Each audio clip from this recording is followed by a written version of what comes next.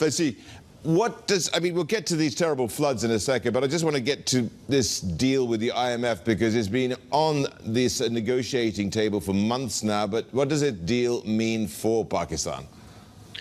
Hi, Risha. Hi, Slinda. Basically, what it means is that Pakistan won't see a fate that Sri Lanka saw, and Pakistan won't be defaulting on any payments. It means that, Pakistan has been able to do enough to get into an IMF program, and what's going to happen now is that we're going to see, um, a snowball effect in which, Arab nations are going to send in, or they've committed at least $9 billion, and it's expected that, World Bank and ADB will also commit money. So I think Pakistan, that has seen its foreign exchange reserves drop by half in the past year, it's expected that's going to go up again because there was a massive IMF delay, which has finally gone through with the announcement yesterday.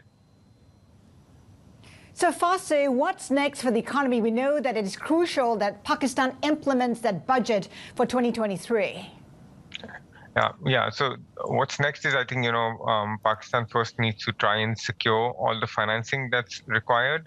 So from the Saudis, from the Qataris and ADB, World Bank, and make sure all the rollovers that China has done and Saudi Arabia has done, they go through. That's the first thing, so that, Pakistan can make sure that it doesn't get into a payment crunch again. And the second thing is that, yes, as you mentioned as well in the budget, Pakistan has promised that it's going to decrease its spending massively. So Pakistan is on a very tight leash when it comes to spending and, revenue. With regards to the IMF deal. So, and it's an election year as well, so it's going to be tricky to see how the government goes about it. Faseeh, last time we were talking was looking at temperatures in the province you're in Sindh, in Jacobabad, of 142 degrees Fahrenheit. Now we're talking about these dreadful floods, which are said to be really impacting about 30% of the country. Now, what's the impact going to be? Because figures are being tied around about $10 billion is how much it's going to cost the country. And on top of that, it couldn't come at a worse time, could it? Yeah.